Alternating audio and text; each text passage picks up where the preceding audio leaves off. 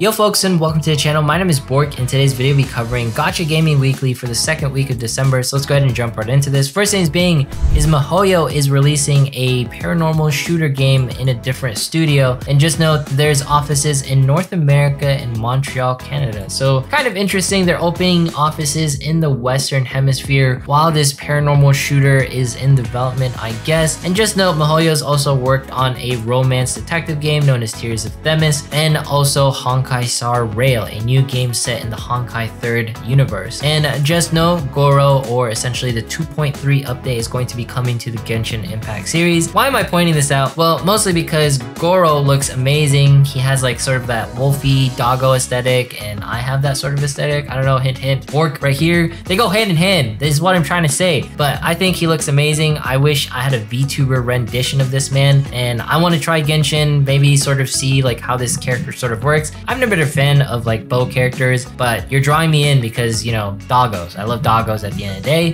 That's like why I started the gaming gacha industry sort of thing. And then we have Artaki Ito right there, essentially in the Oni sort of thing that he does, and he looks kind of epic. I didn't know he does all like these different things. And most of all, you can see all the updates right here. I don't want to talk about Genshin too much. We already know it's going to be the game that sort of made gacha gaming more understandable for everyone, but that's it for that one. Next thing is going to be Evangelion Final Gear. They're going to be having collab, and of course this is going to be the best time to jump into Final Gear, because the Evangelion characters are going to be some of the best in the Final Gear franchise. Next things being is Alchemy Star won the Best Game Changers Award of 2021, so that is super cool. What does this exactly mean? Essentially, Alchemy Stars has a new rendition on the way gameplay sort of works. Now, just note the tile matching, color matching sort of idea has been around for a while, but I think Alchemy Stars sort of perfected the art and the way it's like generating combos, the way the characters essentially walk around like this. It's not the unique concept, it's the execution, essentially the way they display characters and the story.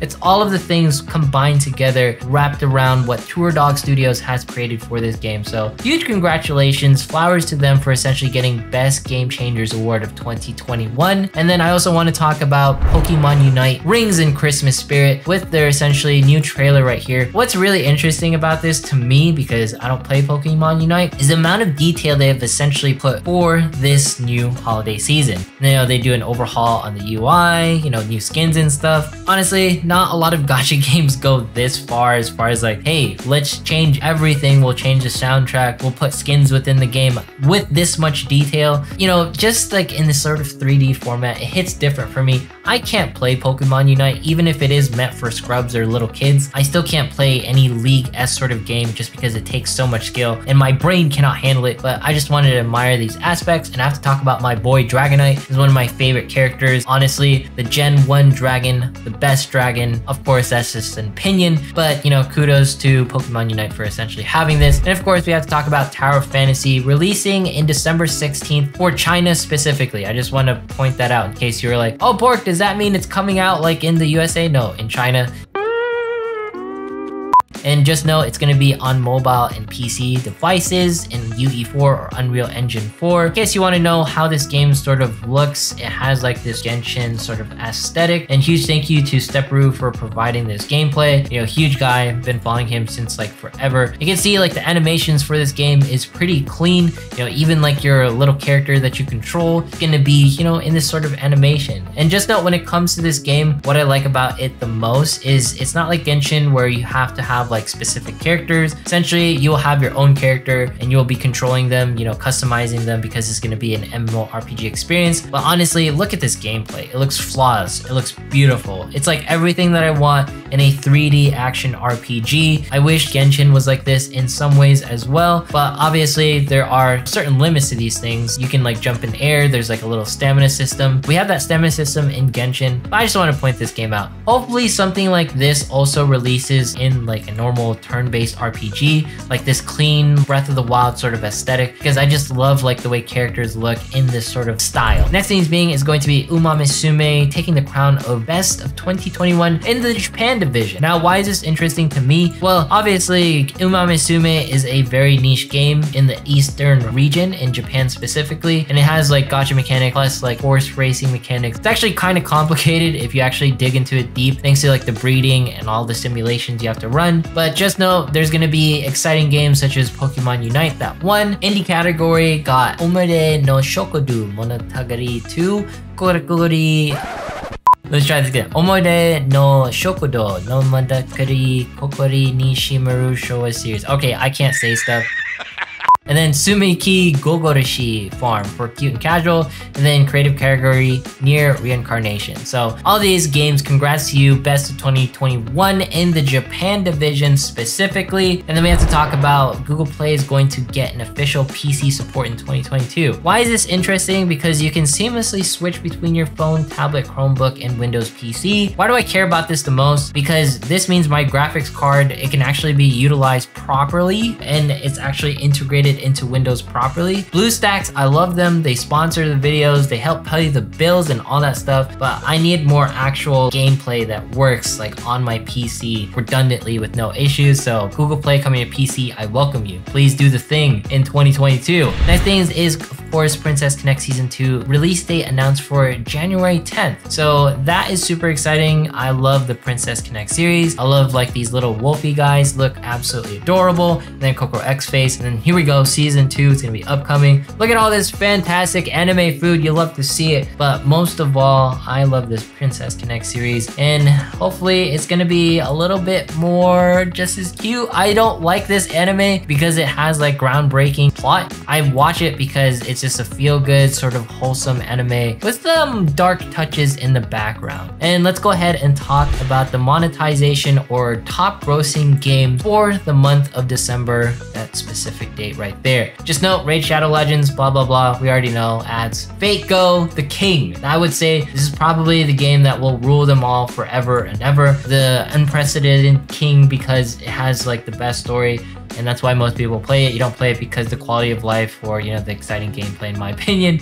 And Seven Deadly Sins, of course, it's up there. Figure Fantasy topping the charts, no surprise there since it's a newer game. We got AFK Arena, one of the kings right there. Summer's War, you know, sort of a granddaddy in the RPG sense. Epic 7, Ragnarok Origin, I think that's a new one. We don't talk about that. Slime Isekai with Bamco, they're doing great. Blue Archive, of course, has to be up there. We got MLA.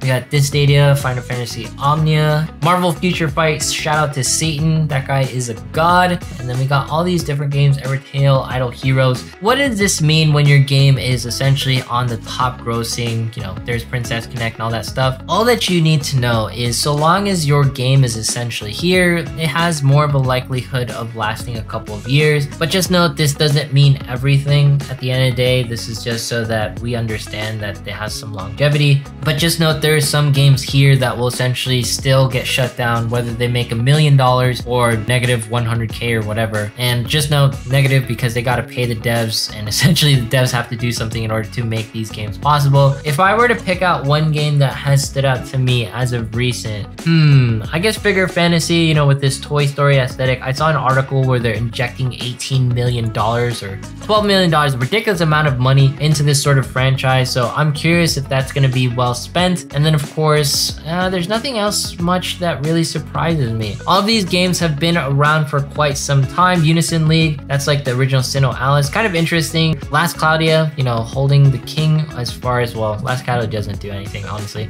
I'm kidding, I like Last Claudia, but I don't know if it's like a game that's gonna be, you know, one of the best. Destiny Child, that's a really good one. Touhou Lost World or Touhou Lost Word, I'm super happy that is there because that was a pretty good game of itself. And then we got some other games. And then Near Reincarnation, that's really good to see. Konosuba doing well. Illusion Connect, wow, it's been a while since I've seen you. You know, shout out to all the people who are still playing and check me out when I was playing that. Then we have Dragon Quest Tact, that is gonna be super cool. Fantasy Life Online.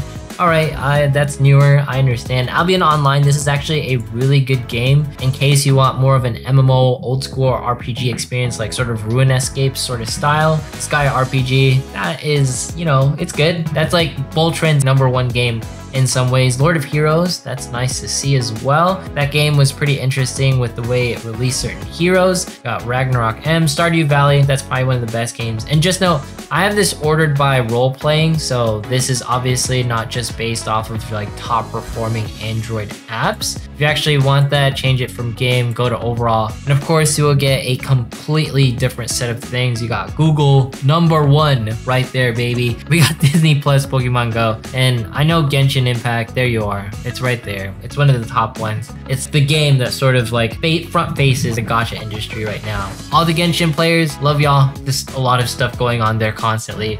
We got Dokkan, and then Dragon Ball Legend, and then AGO. So those are gonna be like the different things that I wanted to sort of cover. You know, top grossing, it's doing what it always does, essentially making like top games make more money. And as far as gacha gaming is going, I think it's pretty good, you know, decent for like the month of December. November was banging, I have to say that. And hopefully you guys enjoyed today's video, enjoy the series. Let me know if you guys want more stuff like this, and maybe we'll do something special for the end of December, seeing how the year is closing out. Maybe we can talk about the games that I really liked, or the games that stood out to me that released this year. I don't know, let me know in the comments. But anyways, if you made it this far in today's video, consider subscribing, dropping a like, leaving a comment, follow me on Twitch, follow me on Twitter. Once we have 30,000 subs, we're doing a giveaway. Thanks so much for watching. Have yourself a fantastic day, and see you guys in the next one.